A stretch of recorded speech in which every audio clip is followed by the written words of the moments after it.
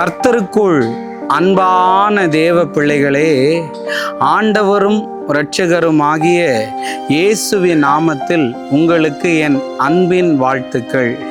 இந்த நல்ல நாளிலேயும் சங்கீதம் 147 அதனுடைய 3வது வசனத்தை வாசிக்கிறேன். இதயம் நொறுங்குண்டவர்களை குணமாக்குகிறார், அவர்களுடைய காயங்களை கட்டுகிறார் என்று வேதத்தில் எழுதியிருக்கிறது. இன்னைக்கு மெசேஜோடைய தலைப்பு என்ன தெரியுமாங்க? காயங்களை கட்டுவார் என்று நான் பேச விரும்புகிறேன். இன்னைக்கு நிறைய பேருடைய காயங்கள் கட்டப்படாம காயத்தில் இருக்கிறதுனால தான் அவங்களால சரியா வாழ்க்கையை நடத்த முடியலை.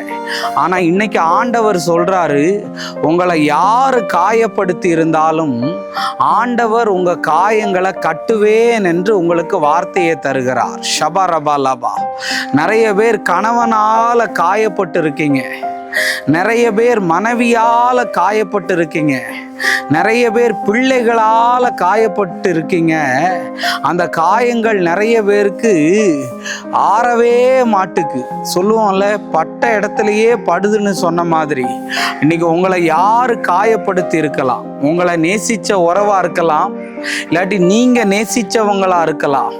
யார் உங்களை காயப்படுத்தி இருந்தாலும் கர்த்தர் உங்க காயங்களை கட்டுவேன் என்று சொல்லுகிறார்.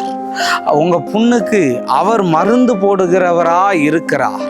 இன்னைக்கு எந்த காயங்கள் அது உடலில் உள்ள காயத்தை விட நிறைய பேருக்கு மன காயங்கள் தான் அதிகமாக இருக்குது. அந்த காயங்களை ஆண்டவர் இந்த நாளில் ஹீல் பண்ணி உங்களுக்கு ஒரு பெரிய விடுதலையை தந்து உங்களை வாழ வைப்பார். நம்ம ஜெபிப்போம். அன்பான நல்ல ஆண்டவரே, இந்த நேரத்துக்காக நன்றி சொல்லுகிறேன். ஆண்டவரே, நீர் எங்களோடு கூட பேசி கொண்டிருக்கிற நல்ல வார்த்தைகளுக்காய் உமக்கு நன்றி. எல்லா காயங்களையும் கட்டுங்க. இயேசுவின் நாமத்தில் வேண்டுகிறேன் நல்ல பிதாவே. ஆமேன், ஆமேன். God bless you. கர்த்தர் உங்களை ஆசீர்வதிப்பார்.